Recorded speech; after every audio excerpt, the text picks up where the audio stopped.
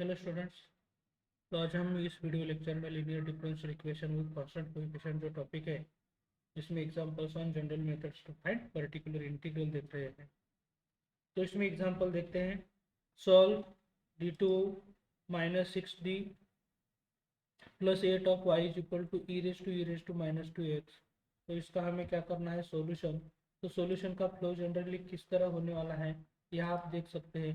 पहले हमें क्या करना है, given differential equation as it is लिखना है।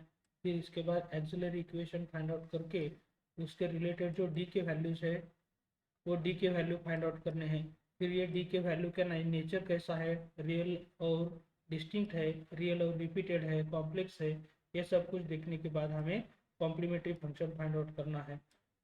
वो कॉम्प्लीमेंट्री फंक्शन फाइंड आउट करने के बाद पर्टिकुलर इंटीग्रल जो है, वो पर्टिकुलर इंटीग्रल का जनरल फार्मूला जो है वो किस तरह होता है, 1/f(d)(x)।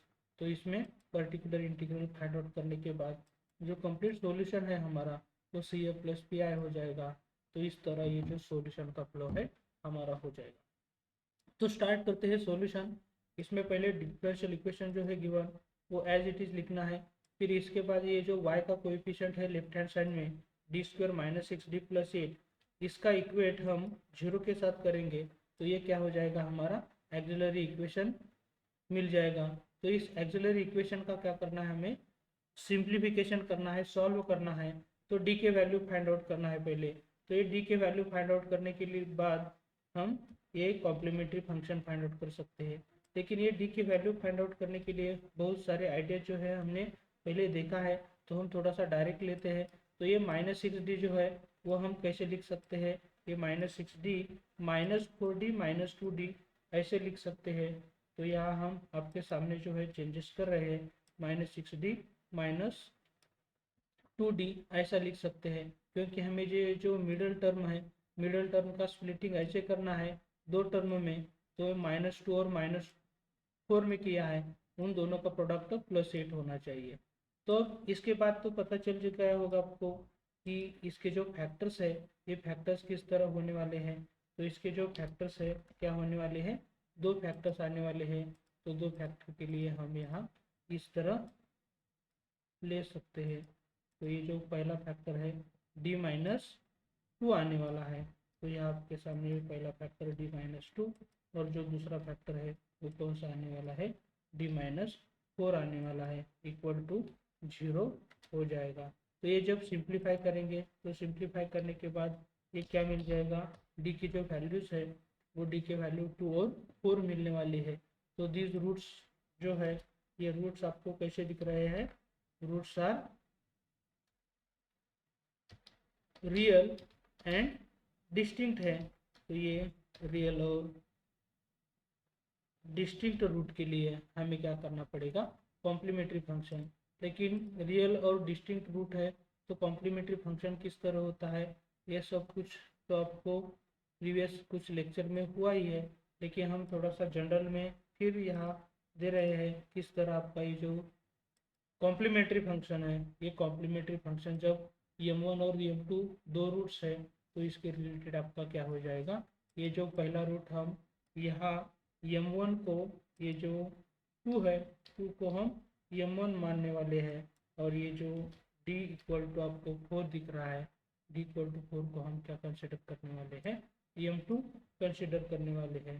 तो ये किस तरह आपका सॉल्यूशन जो है आप कॉम्प्लीमेंट्री फंक्शन का देख सकते हैं। तो ये m1 और m2 के बाद आपका जो कॉम्प्लीमेंट्री फंक्शन है, ये कॉम्प्लीमेंट्री फंक्शन ये जनरल में दिया है और पर्टिकुलर में किस तरह होता है आप यहाँ देख सकते हैं। तो यहाँ ये जो m1 की वैल्यू है, m1 की वैल्यू 2 होने वाली है और m2 की वैल्यू जो है वो कम से 4 होने वाली है। तो इसी तरह ये जो सॉल्यूशन का पार्ट है कॉम्प्लीमेंट्री फंक्शन का, कॉम्प्लीमेंट्री फंक्शन का पार्ट हो जाएगा। फिर पर्टिकुलर इंटीग्रल में ये फार्मूला है 1/f(t)(x)। लेकिन ये जो f(d) है, f(d) क्या होता है, ये जो y का कोएफिशिएंट है यही होता है। तो ये f(d) की जगह मैं क्या ले रहा हूँ, ये d² माइनस 6d प्लस 8। और ये जो राइट हैंड साइड का फंक्शन है वही फंक्शन x है। तो ये फंक्शन हमें लेना है। इसका सिंप्लीफिकेशन हमें करना है, तो देखते हैं किस तरह सिंप्लीफिकेशन हो जाएगा। लेकिन ये जो D square minus 6d plus 8 है, ये हमने कैसे लिखा है, d minus 2 into D minus 4 ऐसे लिखा है। तो यहाँ ये जो इसके फैक्टर्स लिखने वाले हैं हम, इसके फैक्टर्स कैसे लिखना है, ये इसी तरह लिखना है, d minus 2 into D minus 4। अब मुझे ये क्या करना है, ये पहले d माइनस 2 तो ऑपरेट करना है या d माइनस 4 तो ऑपरेट करना है, कौन सा ऑपरेट करना है ये आप पे डिपेंड है, कौन सा भी आप ये जो फैक्टर है वो ऑपरेट कर सकते हैं, इसमें कोई भी प्रॉब्लम नहीं होने वाला है।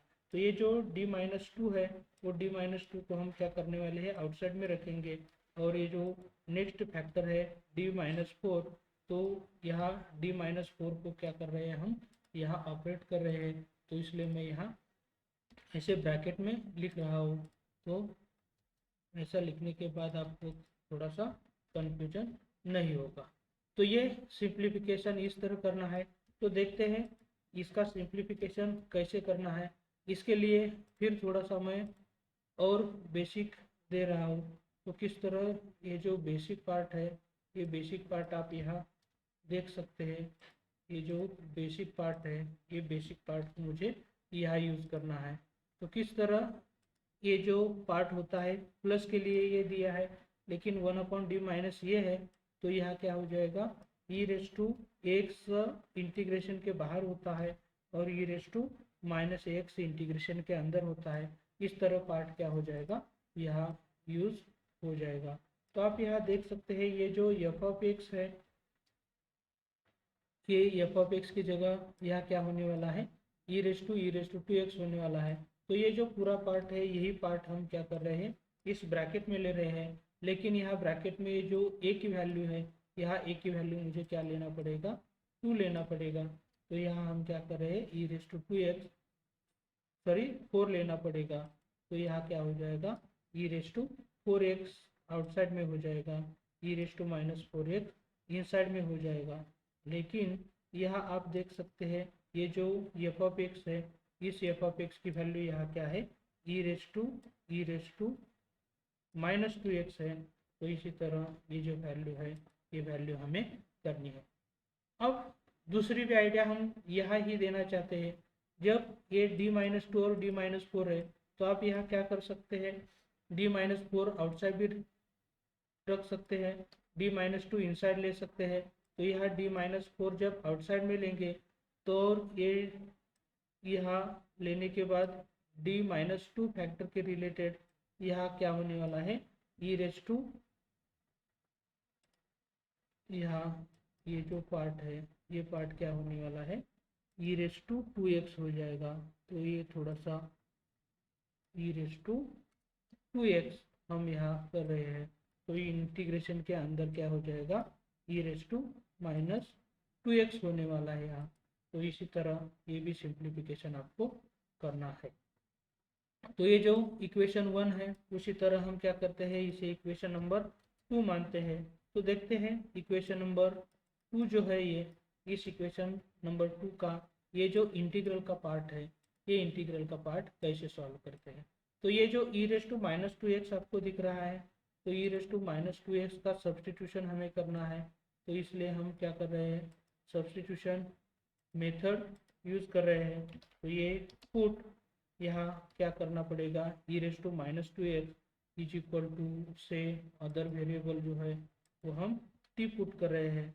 तो ये देखते हैं किस तरह इसका डिफ्रेंशिएशन होता है, वो सब कुछ एकदम डिटेल में हमें देखना है। तो ई रेस टू माइनस 2x का जो डेरिवेटिव है, आपको तो पता ही है, ई रेस टू एक्स का जो डेरिवेटिव है वो क्या होता है, ये into e raise to x होता है।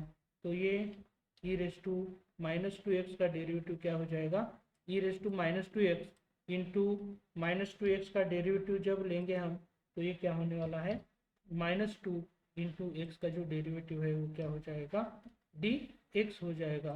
उसी तरह राइट हैंड साइड का डेरिवेटिव जो है वो डी टी हो जाएगा। फिर हमें क्या करना है, ये जो ई रेस टू माइनस 2x और डी एक्स की वैल्यू यहाँ से फाइंड आउट कर सकते हैं। तो ये जो माइनस 2 है, वो माइनस 2 को हम राइट हैंड साइड में लेंगे, तो ये क्या हो जाएगा, माइनस ऑफ 1/2 हो जाएगा। तो इसी तरह ये जो सिंप्लीफिकेशन है वो सिंप्लीफिकेशन स्टेप का हो रहा है।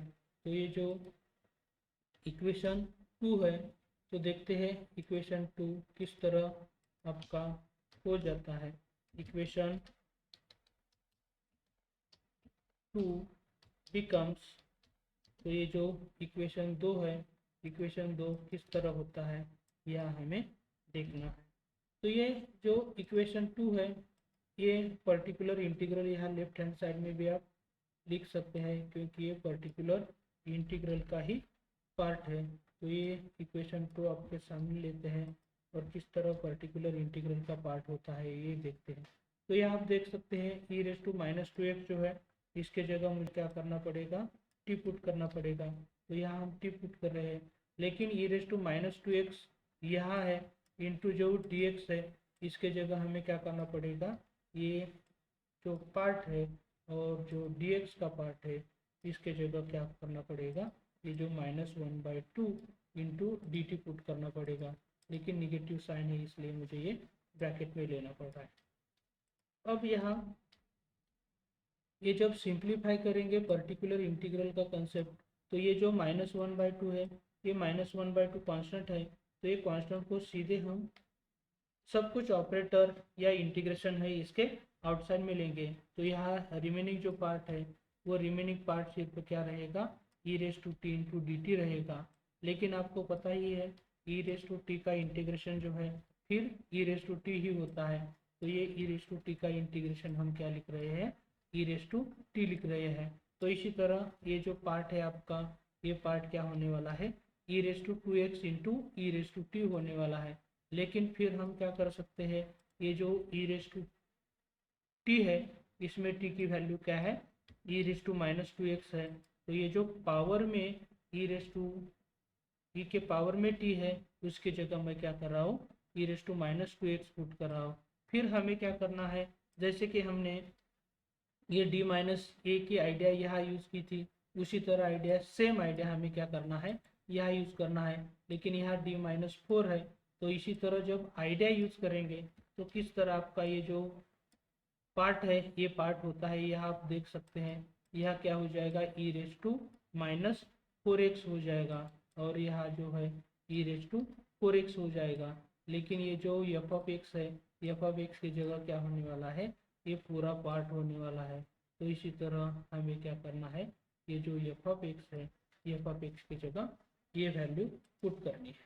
तो देखते हैं इसका सिंप्लीफिकेशन करने के बाद क्या आता है। तो यहाँ ये जो इंटीग्रेशन के अंदर इंटीग्रैंड है, इसमें e⁻4x और e⁻2x है। तो लॉज ऑफ इंडाइसेस यूज करेंगे, तो ये जो पावर -4x और 2x की एडिशन हो जाएगी। तो -4x + 2x क्या होने वाला है, e⁻2x होने वाला है। तो फिर ये क्या हो जाएगा, इसी तरह आपका इंटीग्रेशन बन जाएगा। फिर हमें क्या करना पड़ेगा, ये जो इक्वेशन 2 है उसी तरह इसे इक्वेशन नंबर हम 3 मान रहे हैं। तो ये आपका इक्वेशन नंबर 3 जो है, इस इक्वेशन नंबर 3 में फिर मुझे क्या करना पड़ेगा, इसी तरह का ही सब्स्टिट्यूशन पुट करना पड़ेगा। तो यहाँ ऑलरेडी हमने टी पुट कर दिया था, तो यहाँ थोड़ा सा हम क्या कर रहे हैं, यहाँ पी पुट कर रहे हैं। तो यहाँ क्या हो जाएगा, सेम पार्ट होने वाला है, लेकिन टी के जगह सिर्फ पी आने वाला है। तो ये जो इक्वेशन 3 बिकम्स लिखा है, लेकिन ये जो है पर्टिकुलर इंटीग्रल का पार्ट है। तो इसी तरह ये जो पर्टिकुलर इंटीग्रल इक्वेशन 3 का है, वो किस तरह आपका चेंज होता है यह हमें देखना है। तो आप यहाँ देख सकते हैं, ये जो पर्टिकुलर इंटीग्रल है, इस पर्टिकुलर इंटीग्रल में ये जो पूरा पार्ट है e⁻, ये जो है इसके जगह मुझे क्या करना है, e⁻−2x की जगह यहाँ p पुट करना है। और ये आप देख सकते हैं e⁻−2x इंटू dx की जगह ये जो पार्ट है, ये part -1/2 into D P put करना है। तो इसके जगह, और ये जो dx है इसके जगह मुझे क्या करना है, -1/2 इंटू डी पी पुट करना पड़ेगा। तो इसी तरह ये जो सब्स्टिट्यूशन है मैंने कर दिया है। लेकिन इसके बाद फिर आप यहाँ देख सकते हैं, ये जो -1/2 है, -1/2 को मुझे क्या करना है, फिर इंटीग्रेशन के बाहर लेना है, क्योंकि ये जो कांस्टेंट है ये कांस्टेंट हमें इंटीग्रेशन के बाहर ले सकते हैं। अब यहाँ जो सिंप्लीफिकेशन होने वाला है फिर आपको इजीली समझ में आया होगा। ये -1/2 है और ये -1/2 है, तो इसका सिंप्लीफिकेशन क्या हो जाएगा 1/4 ही सिर्फ होने वाला है। और ये जो e⁻p है, e⁻p का इंटीग्रेशन फिर क्या होने वाला है e⁻p होने वाला है। लेकिन ये जो p का सब्सटीट्यूशन जो किया था मैंने e⁻⁻2x के जगह कर दिया था, तो ये e⁻p जो है सॉरी यहाँ पावर में p है, इस पावर में p है उसका सब्सटीट्यूशन e⁻⁻2x होने वाला है। और ये सब करने के बाद आपके सामने जो दिख रहा है ये आपका क्या हो जाएगा पर्टिकुलर इंटीग्रल हो जाएगा। तो इसी तरह दो फैक्टर है, तो दो फैक्टर को मैंने क्या कर दिया था एक एक फैक्टर को अप्लाई कर दिया था और दूसरा फैक्टर एज इट इज रखा था। तो इसके बाद complete solution of the differential equation में क्या हो जाएगा CF प्लस PI। लेकिन आप यहाँ देख सकते हैं ये जो CF है कॉम्प्लीमेंट्री फंक्शन यहाँ क्या आया है C1 e⁻2x plus C2 e⁻4x है। तो यही कॉम्प्लीमेंट्री फंक्शन को क्या करना है मुझे यहाँ लेना है। तो ये CF हो गया प्लस पर्टिकुलर इंटीग्रल तो आपके सामने ही है, तो ये पर्टिकुलर इंटीग्रल यहाँ लिखने के बाद ये आपका जो सॉल्यूशन आ रहा है ये आपका complete solution of the given differential equation है। तो इसी तरह ये जो जनरल मेथड है तो आप ये एग्जांपल एकदम इजी तरीके से सॉल्व कर सकते हैं। इसी तरह हम बहुत सारे वीडियो बना रहे हैं, तो प्लीज़ ये जो हमारा चैनल है RSN मैथ्स ये सब्सक्राइब करो। और इसके रिलेटेड PDF के नोट्स चाहिए तो फिर आपको प्ले स्टोर पे जाके RSN मैथ्स ऐप डाउनलोड करेंगे तो आपको ये बुक भी देखने को मिलेगा।